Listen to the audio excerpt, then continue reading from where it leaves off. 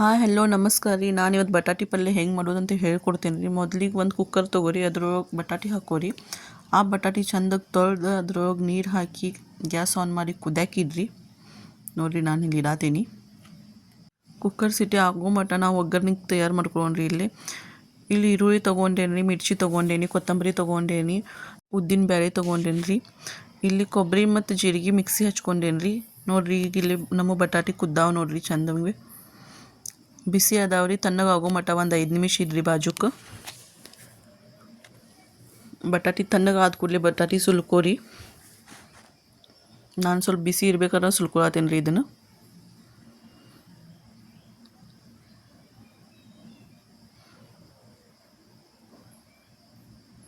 ಸುಲ್ಕೊಂಡಾತಂದ್ರೆ ಎಲ್ಲ ಬಟಾಟಿ ಕಟ್ ಮಾಡ್ಕೊರಿ, ಇಲ್ಲಾಂದ್ರೆ ಮ್ಯಾಶ್ ಮಾಡ್ಕೊರಿ.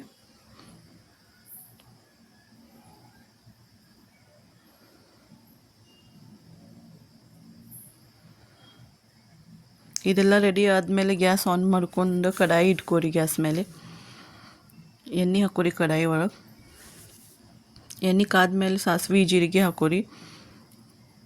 ಕರಿಬೇವು ಸೊಪ್ಪು ಇದ್ರೆ ಕರಿಬೇವು ಸೊಪ್ಪು ಹಾಕೋರಿ. ನನ್ನ ಕಡೆ ಕರಿಬೇವು ಸೊಪ್ಪು ಇರಲಿಲ್ಲ. ಉದ್ದಿನ ಬೇಳೆ ಹಾಕ್ಕೊಂಡೇನಿ ಸ್ವಲ್ಪ. ಇದು ಉಳ್ಳಾಗಡ್ಡಿ ಏನು ಇಟ್ಕೊಂಡಿದ್ವಲ್ಲ ಅದನ್ನು ಹಾಕ್ಕೊಂಡೇನಿ.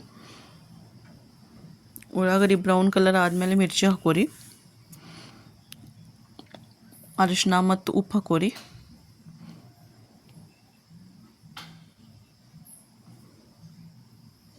ಇದು ಮ್ಯಾಶ್ ಮಾಡಿ ಇಟ್ಕೊಂಡಿರೋ ಬಟಾಟಿ ಹಾಕೋರಿ. ಈಗ ಚಂದಮಗೆ ಕಲಿಸ್ಕೋರಿ ಇದನ್ನು.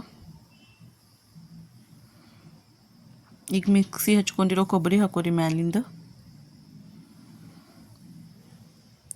ಸ್ವಲ್ಪ ಮಿಕ್ಸಿ ಜಾರ್ ಒಳಗೆ ನೀರು ಹಾಕ್ಕೊಂಡು ಮ್ಯಾಲಿಂದ ನೀರು ಹಾಕೋರಿ.